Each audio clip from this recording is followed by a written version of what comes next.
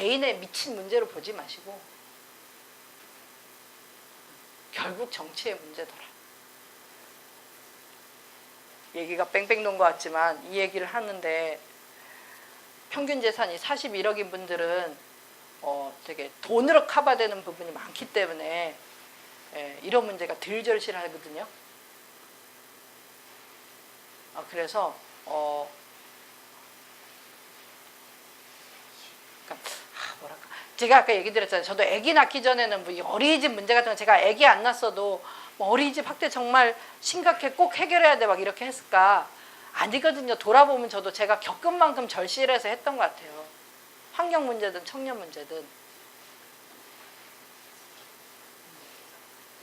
그래서 국회의원을 300명이나 뽑고 지금 또 국회의원 정수까지 확대하자고 저도 원하는 편인데, 하는 이유는 국민들도 너무 경제적으로도 계층적으로 다양한, 지역적으로도 차이가 있고 성별적으로 차이가 있고 뭐 어쨌든 뭐 직업도 자영업자도 있는 거고 뭐 정규직도 있는 거고 비정규직도 있는 거고 뭐 아파트 사는 사람도 있을 거고 막 전세 이렇게 임대주택 사신 분들 있고 막 다양하니까 41억 가진 사람들이 임대주택 사는 분들 별로 대변하기는 힘든 거거든요. 하고 제가 말씀드렸지만 문재인 대통령이 너무 뭐 좋은 그러니까 비교적 좋은 정치인이야. 그래도 그분은 애기 낳고 키우고 이런 문제들은 관심이 없을 거예요. 왜냐면 있으면 이상한 거예요. 왜냐면 저도 문재인 대통령이 무슨 문제가 제일 절실하고 관심 있을까 저는 상상 못합니다. 모르겠어요. 그분 마음에 뭐가 있는지. 세대도 다르고 연령도 다르고 살아온 과정도 다르고 뭐 그분이 말로 하는 거를 보면 뭐 짐작할 수는 있겠지만 아시잖아요. 모든 정치인들이 좋은 말 대잔치 한다는 거 알잖아요. 정치인이 하는 말만 보고 뭐 믿어져요? 나쁜 말 안 하잖아요. 사실 저는 그런 거는 관심 없고 이렇게 말 안 하잖아요. 사실 저는 뭐 가난하게 안 살아봐서 가난한 문제는 잘 모르고요. 이렇게 말하는 솔직한 정치인 있나요? 다 서민 중산층의 문제고 뭐 그런 얘기하지만 어떻게 알아? 최근에 유치원 3법 얘기 나오면서 그 자유한국당의 원내대표가 나경원으로 바뀌었는데 그러니까 민주당에서 이제 몇 의원이 좀 유치원 3법 통과가 더 우려된다 이런 말을 했어요. 왜냐하면 나경원이 이제 유명한 사학재단의 이사장의 딸이고 본인도 지금은 아닌데 겸직해도 되는지 몰라.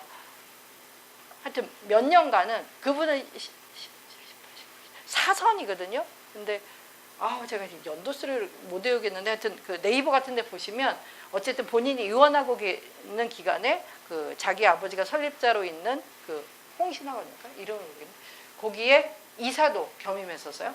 하고 현재적으로도 본인의 여동생이 홍신유치원의 원장이에요. 사립유치원 원장.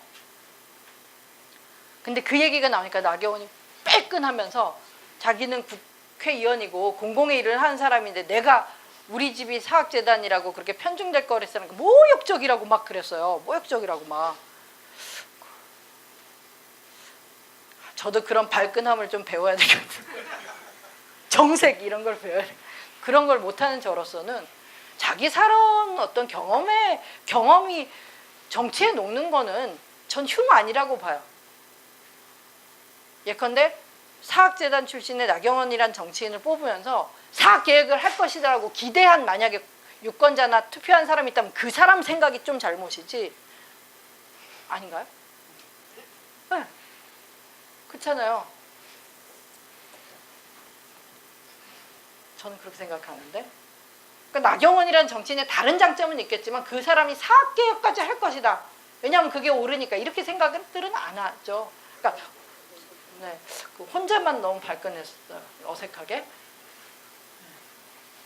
그거랑 똑같아요.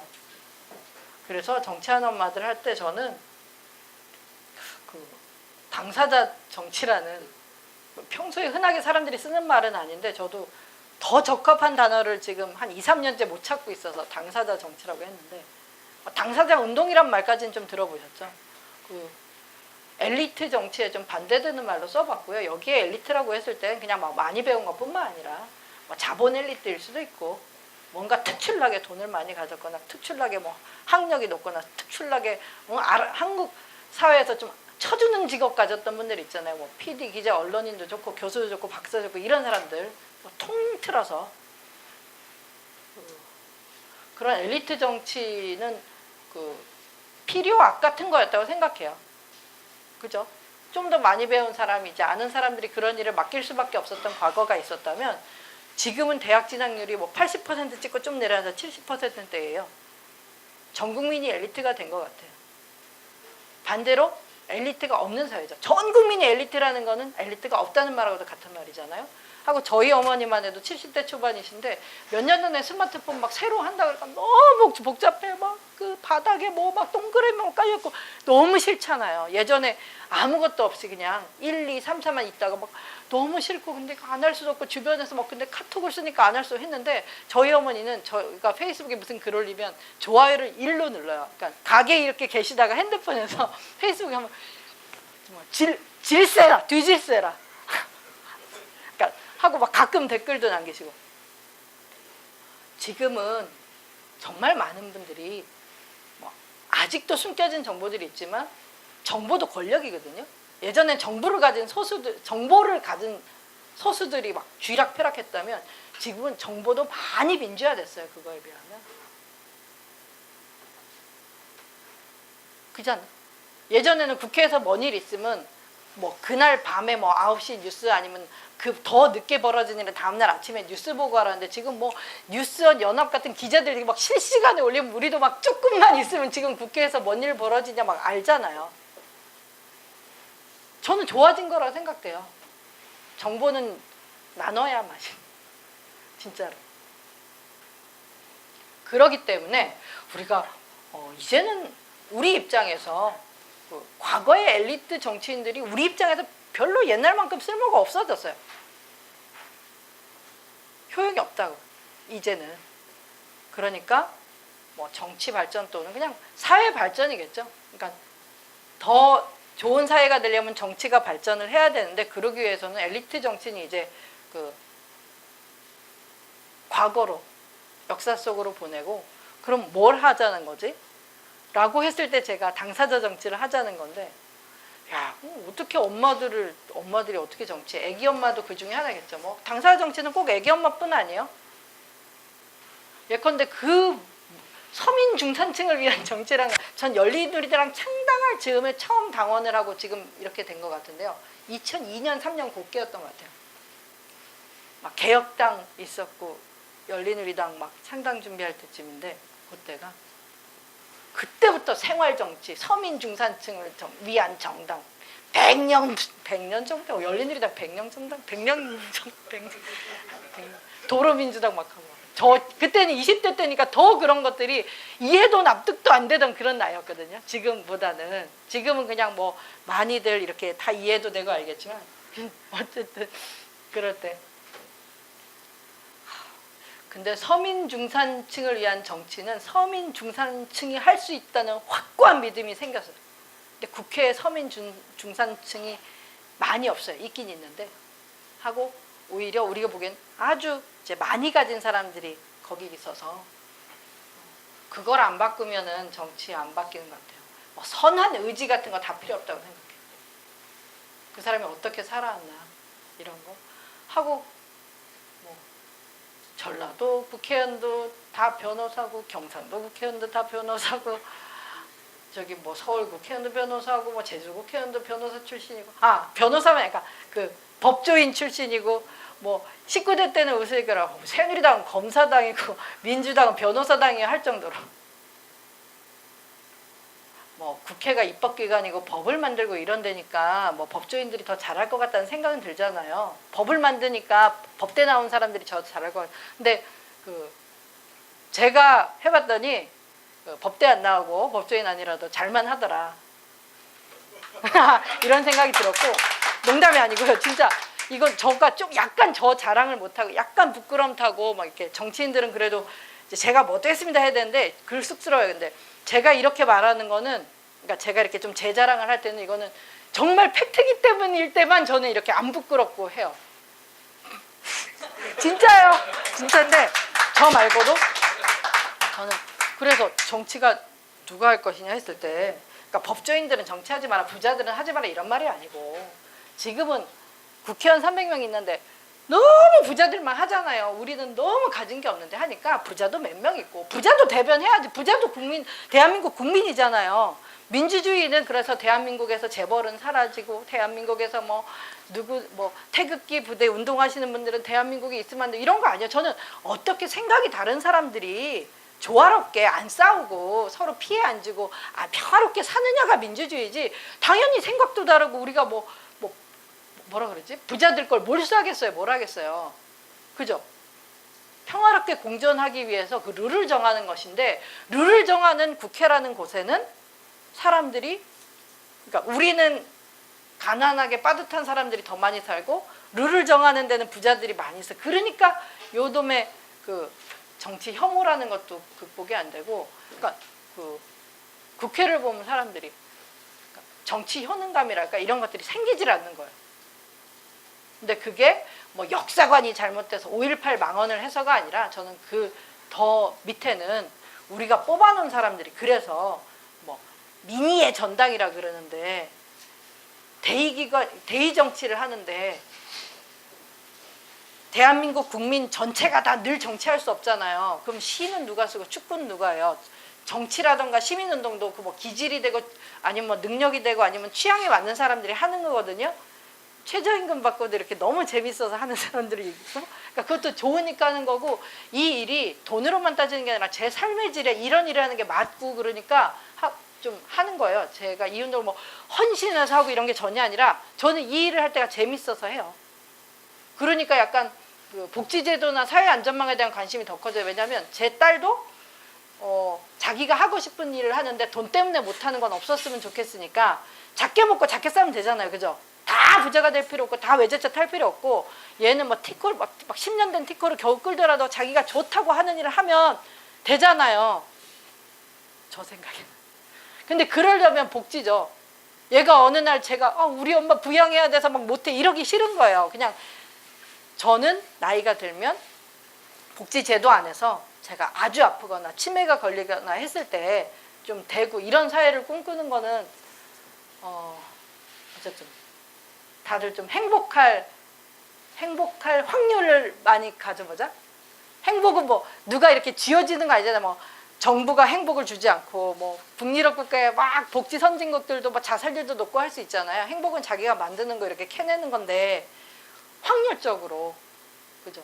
한국은 옛날엔 예능만 그랬는데 이제는 예체능이 다 부잣집 아이들만 할 수 있게끔 막 세팅이 더 거꾸로 돼가고 있거든요. 자질이 있는 사람이 그러니까 이 아이는 정말 음악적 자질이 있어.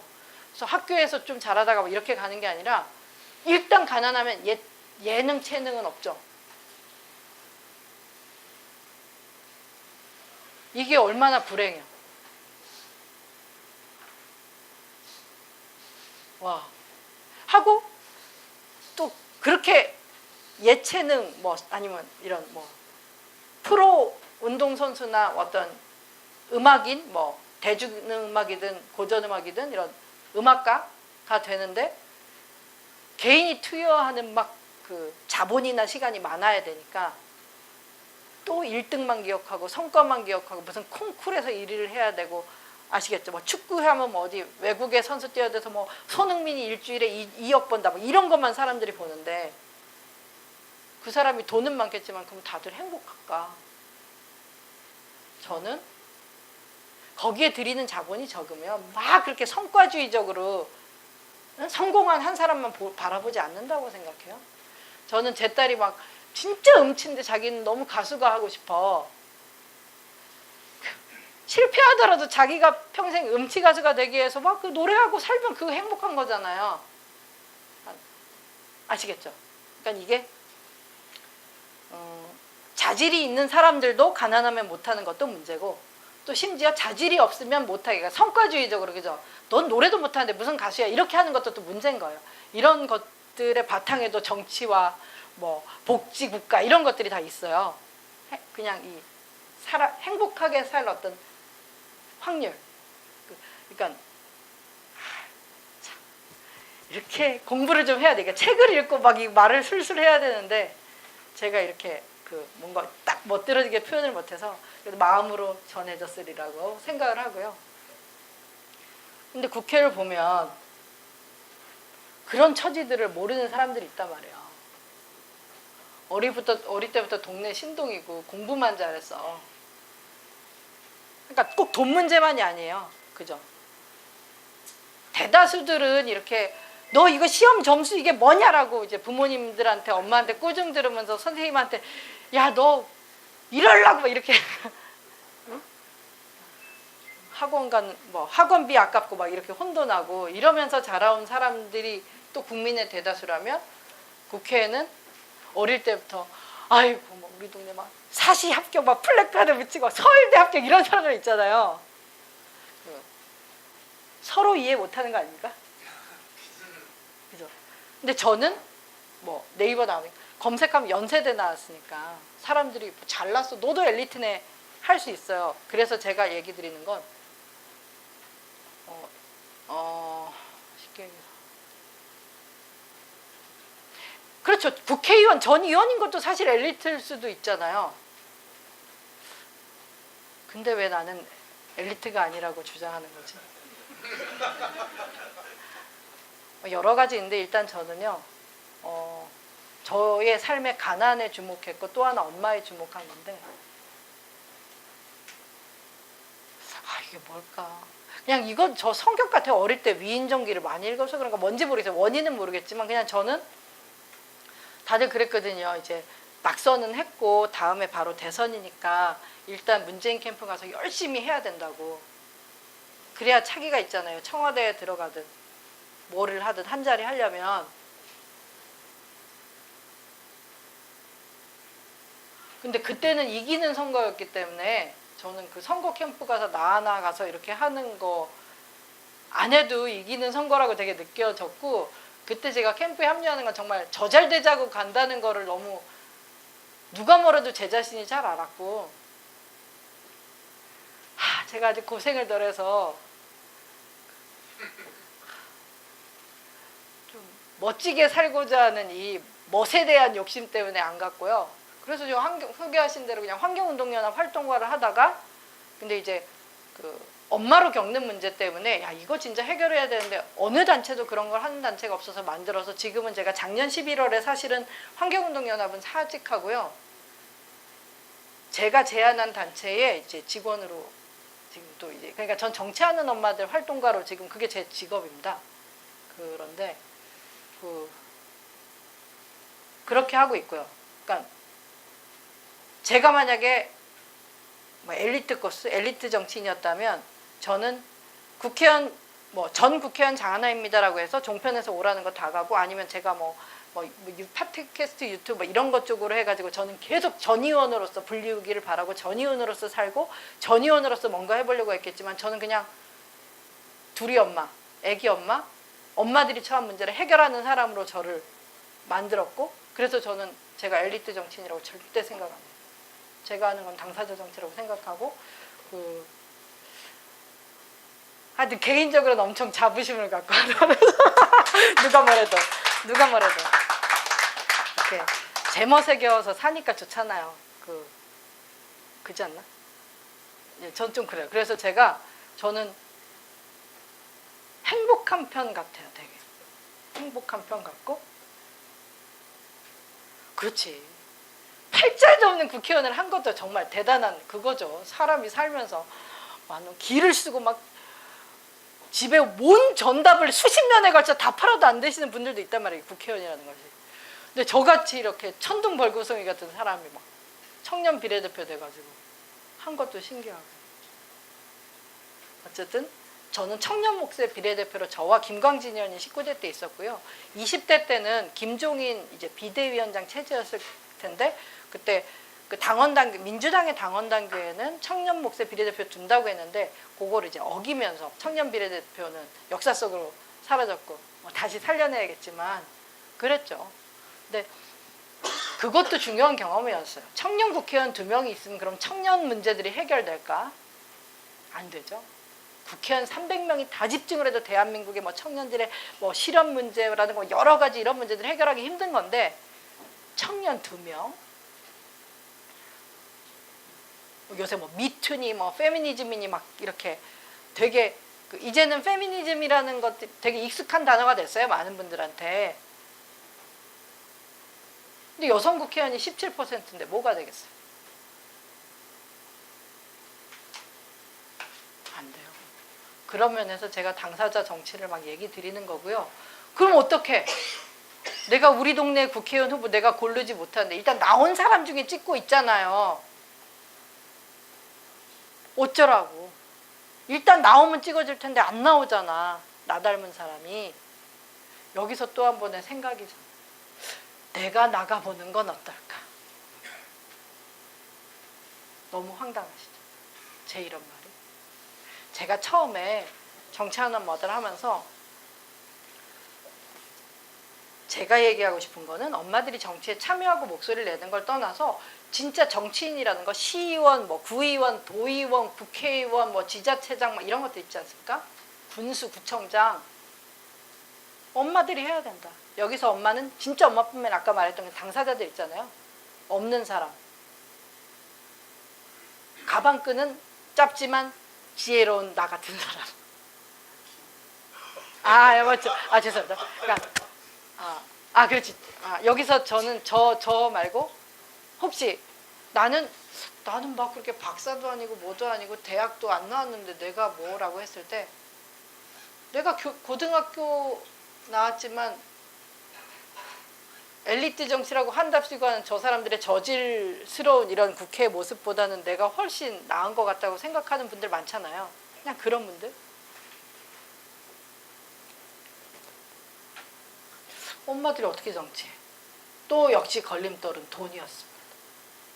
저도 정치하는 엄마들하고 환경운동연합 이렇게 활동하면 기자들도 근데 그러니까 기자들은 저한테 계속 입버릇으로 의원님이라요. 의원님은 출마는 안 하세요? 다시 정치인 안 하세요? 하면 제가 지금도 엄청 정치하는 건데 이거는 정치가 아니고 막 선거에 뛰어들면 그것만 정치가 아니라 지금 국회의원들도 못하는 일도 했다고 내가 정치하고 있다. 그렇지만 출마는 정말 하고 싶고 전 언제든지 다시 뭐 국회의원이든 뭐든 정말 하고 싶은데 돈이 없어서 너무 난망하다. 사람이 계속 정치를 하려고 그 돈이 난망한 문제가 저만 있었겠어요? 그러니까 슬금슬금 사람이 흐릿해져요. 정치하시는 분들이. 봐주면 안 될 일을 봐주고 대가를 받으면 안 될 때 대가를 받고 그러면서 늘 그래도 난 자유한국당보단 나으니까 이렇게 마음의 위안을 삼으면서 그래도 내가 하는 게 낫지라고 자기 합리화를 끊임없이 하면서 주변에서 많이 보셨죠? 아닌가? 저는 만나요. 나 아니면 안 된다는 착각에서 빠져나와야 돼요.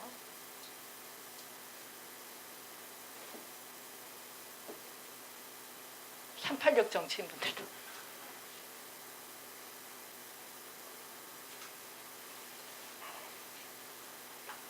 지금도 그때 그 시절 정치인들이 세대교체 기술하고 나올 때 보면 저는 정말 화가 나요. 그냥 화도 안 나고 그냥 조금 너무 과격한 표현이 나올 것 같아서 안 하는데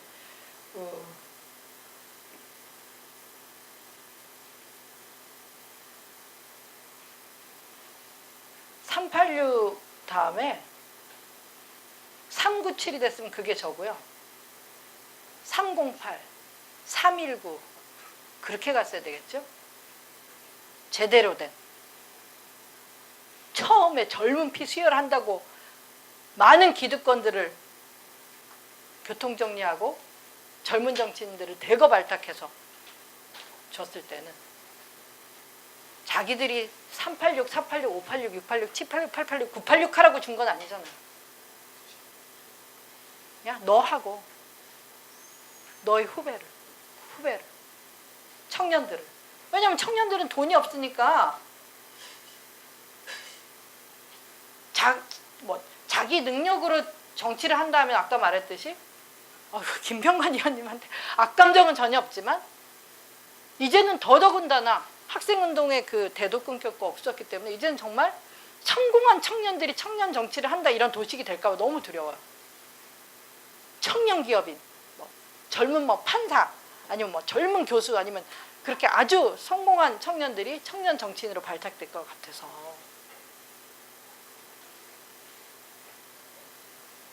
그럼 그거는 진정한 의미의 청년 정치는 아니겠죠. 그죠? 박근혜 대통령이 여성 정치를 했다고 아무도 생각 안 하잖아. 내가 여성이라고 해서. 똑같은 거예요. 김병관 의원님은 좋은 정치인일 수 있지만 청년 정치는 그러니까 청년 정치를 하시는 분은 아니라고 생각드는 거. 하고 국회에 있는 어느 당을 포함해서 다 서민 중산층을 위한 정치를 한다 그러더라고요. 하고 뭐 남의 당 얘기할 건 없고 제가 속해 있는 열린우리당에서 민주당까지 생활 정치 한다고 그러지만 그들은 나쁜 정치인이라서 서민 중산층 정치를 못하는 게 아니라 원래 서민 중산층의 정치를 못하는 사람들이죠. 아마 안철수라는 정치인의 등장도 그런 반대급부였던 것 같아요. 선배님들이 민주화운동이나 학생운동이나 지금도 통일 분야에서 엄청 누구보다도 전문적이고 더 열의를 갖고 이런 좋은 정치인이란 건 저도 알아요. 뭐 임종석 비서실장이라든가 뭐 송영길 뭐 의원 이런 분들이 이런 어떤 남북관계에 있어서 누구보다 절실하고 잘할 분들이요. 저는 그분들만큼 막 통일에 그렇게 마음이 가지도 심지 않아요. 그러니까 세대의 차이고 경험의 차이고 삶의 차이잖아요. 그럼 그분들이 하는 정치가 필요한 정치고 좋은 정치 맞아요. 하지만 서민 중산층의 정치는 이렇게 학생운동 하시고 이렇게 뭐라 그러지 뭐 직장생활 또는 뭐 아니면 자영업이라든가 이런 걸 안 해보시고 학생운동하다가 계속 운동을 하시다가 이렇게 정치를 하신 분들은 먹고 사는 문제를 이해하기가 정말 힘들어요. 하고 또 관심이 없어요. 그 문제에.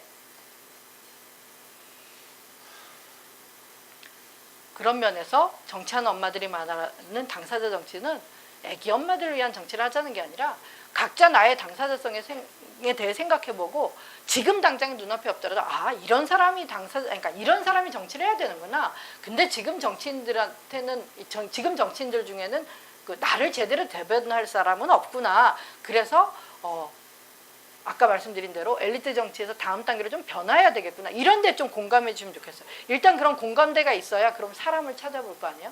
그래서 딴 데서 찾지 마라. 그러면 야, 쟤보다 저 사람도 정말 훌륭하고 뭔지 아시겠죠? 그러니까 그 착한 엘리트를 찾는 식의 방식이 아닌 거예요. 그죠? 지금 쟤는 엘리트인데 뭐 나쁜데 착한 엘리트가 있을 거야. 뭐 이런 방식으로 사람을 새로 찾는 게 아니라 우리가 평소에 이런 사람이 정치할 거라고 전혀 생각지 않았던 데서 정치인이 나아져야 된다. 예컨대 그 제가 어느 나라인지 좀 까먹었는데 지금 현재 뭐 이것도 유럽 쪽이긴 해요, 사실은. 네, 그 노동조합 가운데 웨이터 소위 그러니까 이렇게 그 식당이나 어떤 뭐 레스토랑이나 술집에서 이렇게 서빙하는 분들의 노동조합이 강한 나라가 있었어요. 그러니까 우리나라도 알바 노조나 청년 유니온이라고 있습니다. 거기는 회사 자체는 작아요. 조금 하니까 그 우리 가게에 알바가 2명인데 둘이 노조하고 이렇게 안 되니까 전국에 웨이터라면 누구나 가입할 수 있는 웨이터 노조인데 수가 많다 보니까 그 웨이터 노조의 상위에 있는 서비스 노조라고 해서 그런 서비스 계열에 있는 여러 노조의 연합체인데 거기 대표까지 된 사람인데 그 사람이 그걸 또 딛고 국회의원이 됐거든요. 그러니까 웨이터 출신의 국회의원인 거예요. 그 사람이 좋은 국회의원 이유는 웨이터를 해봤다는 경험이 그 사람이 훌륭한 정치인으로 만드는 거예요. 비슷한 일을 겪은 사람들 너무 잘 대변할 수 있겠죠. 무슨 대학교 나오고 다 필요 없는 거예요. 정치를 하는 사람은 그런 사람이어야 된다고 생각들을 바꾸시기를 정말 바라고. 근데 아직까지도 우리는 이제 의원님 오셨어요도 하지만 정치 선거 공보물이 오면 어느 대학 나왔나 뭘 배웠나 직업은 뭔가 이렇게 하면서 잘난 놈을 가려는 아유 그래도 뭐 지방대보다는 서울대가 낫겠지 이렇게도 사람을 평가도 해보고 다 쓸데리 없는 일입니다. 야 누가 나랑 닮은가 내가 지방대 출신이라면 이 사람 지방대 나왔는데 이 사람이 낫다 이렇게 보는 거야. 정치인 판별은. 아니면 나는 대학교 안 나왔는데 하면 대학교를 안 나온 정치인 있어. 이런 사람 재산도 까보세요. 선거공보물에. 막 많이 가진 사람들. 뭐 저는 그런 얘기, 저에게 제일 모멸감 느끼는 이런 얘기. 많이 가진 사람이, 부자가 정치인 하면서 헤쳐먹으려고 안 한다는 이런 말이 있어요. 그 사람은 부자기 때문에.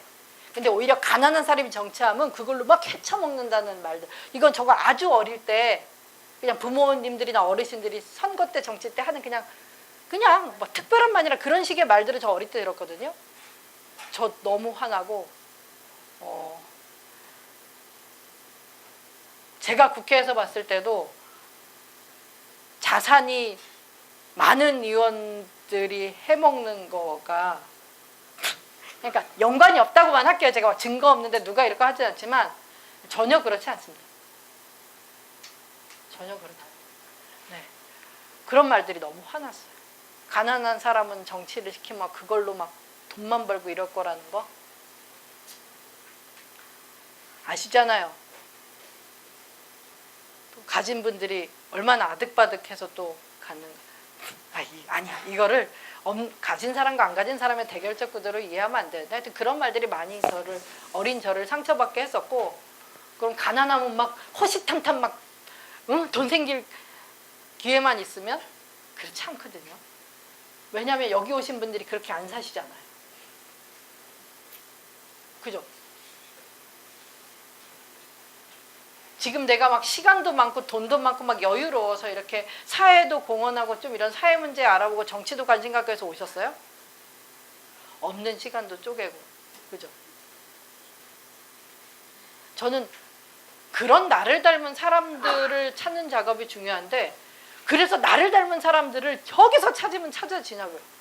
여기서 찾는 건데, 저는 이제 관악구 쪽의 정치, 진짜 실제 정치 지형이나 이런 건 모르는 사람으로서 얘기하자면, 보통 그러니까 단숨에 국회의원 이렇게 되기 너무 힘드니까 다음 지방선거를 생각하셨을 때 시의원, 구의원 이렇게 되려고 하면, 여기도 지금 현역 국회의원이 여기는 바른미래당이에요? 없어요? 둘 다 바른미래당. 오신환이요. 그래서 없다고 표현하니까 이상한 있긴 있잖아요. 네, 그러시구나. 그래서 그러면 근데 시구의원은 민주당 의원분들이 많아요? 그 공천권은 누가 가졌어요? 지역위원장 다 하나요?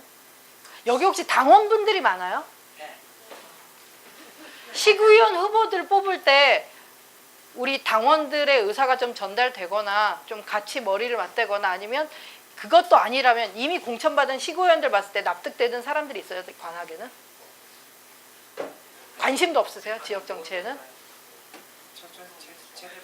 제대로 한 거 같으세요? 관악구는? 아니, 이견이 갈리시는구나. 네, 하니까. 그렇죠. 사람마다 당연히 다른데. 모르겠어요. 저는 관악구는 과거에 이제 진보정당 출신의 국회의원들도 되고, 이제 약간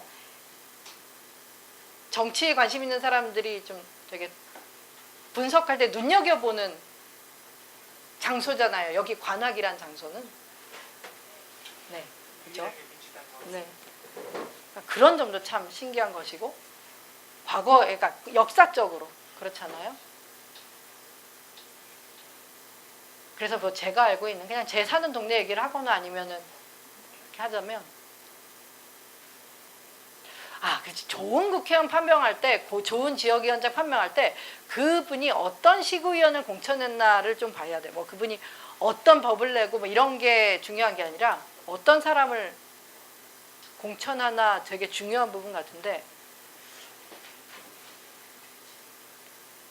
아니면 최근에 지방선거 때 부산 쪽에서 오히려 자유한국당, 새누리당 쪽에서 금세 넘어온 분들이 공천되고, 부산이라는 지역에서 민주당 오래 하시면 진짜 고생하거든요. 서울에서 민주당 하는 거 정말 달라요. 진보정당 하는 느낌이라고 늘 하세요.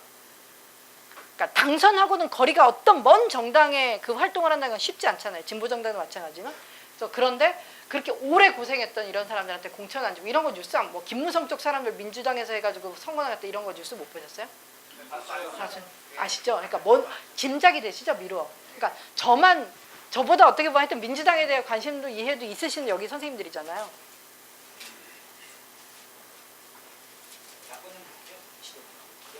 네. 근데 어쨌든 뭐 아까 그러니까 저가 여기 지금 시구위원분들이랑 이렇게 분석을 하고 오지 않았지만 뭐 지금 분들이 좋다고 해도 더 좋은 분들도 있을 수 있는 거잖아요. 그 제 얘기가. 그래서 당사자 정치라는 건 가까운 것 같아요. 만약에 여기 바보주막이라는 이 장소를 기반으로도 모이는 분들이 뭐 서로 아시는 사이입니까? 아니면 그냥 늘 이렇게 만나고 흩어지세요? 몰라요. 말도 안 됩니다, 여러분. 말도 안 됩니다, 여러분. 여러분. 저희가 정치하는 엄마들하고서 정치 세력화 하자는 건 아무리 촛불에 수백만 명 나도 흩어지면요, 정치인들은 우습게 봐요. 그때 광장에 그렇게 많이 모이니까 탄핵 그냥 되는 거 보세요. 탄핵 되는 거. 근데 그 이후에 국민들이 하라는 정치는 안 하잖아요. 그런 거예요. 그때 그만큼 많이 광장에 모이면 자유한국당도 찍소리 못 해요. 그러니까 사람이 무서운 건 알아요. 그 사람들도. 하지만 제가 아까 예를 든 한유총처럼 아주 뭐라 그래, 군대처럼 조직력이 있는 3천, 4천 명들은 사립유치원에 다니는 전국의 아이들은 50만 명이고 그 학부모까지 치면 엄청 많은 숫자인데도 정치인들은 그 사람들은 신경을 안 쓴다니까요. 조직된 4천 명이 무섭다니까요. 선거 때 DB 뭔지 아시죠? 지역구 사람들 연락처. 그런 거 좀 취합합니다. 원장님들이 수년간 운영하면서 갖고 있던 엄마 아빠 핸드폰 1보호자 2보호자 쫙 다 줄 거 아니에요. 그런 사람들이 무서운 거예요. 정치인들은. 저는 바보주막에 오시는 분들도 정치에 관심도 있으시고 정치에 대한 관심으로 사회도 바꾸고 싶고 그렇게 하신다면 뭐 바보주막 이코르 어떤 단체를 만드실 건 아니지만 우리 여기서 내가 살고 있는 지역에 또는 국회의원 관악구 국회의원은 관악구 일만 보는 사람 아니잖아요. 그죠? 우리 지역에서 내가 뽑은 국회의원을 통해서 또 어떤 그 뭐라고 할까 전국적인 정치에 뭐 의견을 내고 싶고 이런 분들은 있다면 이렇게 만나고 헤어지고 백날하고 내가 알아봤자 전혀 필요 없고요. 단 3명이든 5명이든 10명이든 단체를 만드세요. 이코르 정치 세력화 뭐 인가단체 다 필요 없고 그냥 우리는 누구다라고 할 수 있는 게 생겼을 때랑 10명의 사람이 있을 때랑 상관없고요. 청와대 청원 같은 거 같은 생각을 갖던 20만 명이 온라인에서 다 좋아요 누르고 그냥 흩어지잖아요. 그 약속 안 지켜요. 지켜도 되고 안 지켜도 그만이에요. 겁나지 않아요. 정치를 해본 입장, 거기 있어본 입장에서는 그냥 소통한다는 이미지만 취하는 것 같아요. 정말 환하게. 하지만 단 2개의 기업이라도 어마어마하게 가서 부탁하고 로비하고 하면 20만 명의 시민보다 몇 개의 식품업체 말을 듣습니다. 제가 갑자기 뜬금없이 얘기해서 GMO가 그런 건인데요. 심지어 GMO 완전 표시제는 대통령 공약이기도 했는데 안 지켜지니까 사람들이 청원을 해서 20만 명까지 넘었는데 결국 안 했어요. 그래도 뭐 안 무서워요. 그 20만 명보다 200명이든 뭐든 청와대 앞에 진치고 할 사람이 있으면 그건 무서워. 그래서 제가 혹시 정치에 관심 있으시고 지역도 바꾸고 지역의 정치인을 통해서 이 나라나 사회도 바꾸고 싶으시다면 아까 같이 꼭 좀해서 막 회장 있고 부회장 있고 이렇게 막 단체도 옛날식으로 막 위계 있고 막 이렇게 할 필요 없어요. 그러면 다 하기도 싫어요. 평등한 사람들의 느슨한 연대체라도 꼭 만드시고요. 또 거기서 시작은 왜 공천 네 마음대로 해. 정치 권력을 사유하지 마. 네 거 아니야. 지역위원장이 됐든 국회의원이 됐든. 적어도 공천할 때 그러면 뭐 공천심사위원회에서 또 위원도 니네끼리 위촉하지 말고 평당원들 내놓고 이 사람은 어떻고 저 사람은 어떻고 왜 공천했고 이런 거 우리한테 설명해라도 해. 안 할 텐데. 역시 세력한가요? 이런 걸 생각하는 평당원들이 많아져야 민주당이 이름에 걸맞게 민주적이지 민주당이 민주사회 왜 민주화를 못 이루는지 한국 사회가 왜 민주 안 되고 민주당이 집권해도 안 되는지 아세요? 민주당 내부의 민주적인 운영의 어떤 그 방식이 없기 때문이에요. 민주당은 민주화를 할 수 없는 당이에요. 왜냐하면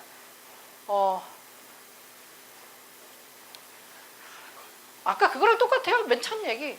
학교에서 사람들이 평등하지 않은데 학교를 나온 사람들이 어떤 평등한 어떤 그런 사회 구성원이 안 되는 거랑 똑같아요. 그래서 민주당은 안 돼. 딴 당 알아볼까? 이게 아니라 당의 주인은 우리라든 평당원?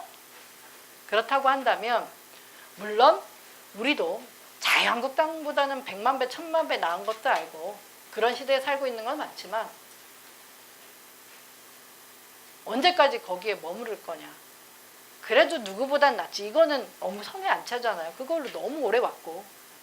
그래서 얘기 드려보고요. 그래서 민주당에서 공천 안 줄 수도 있잖아요. 그러면 깜짝 놀랐네. 이렇게 30-40명씩 매일 모이시는데도 뭘 안 하고 계시다니 아깝고 전 이 정도 같은 지역에 이런 분들이 있으면 이 중에 쓸만한 사람을 뽑아서 시구의원 만들기 프로젝트 해야 된다고 생각해요.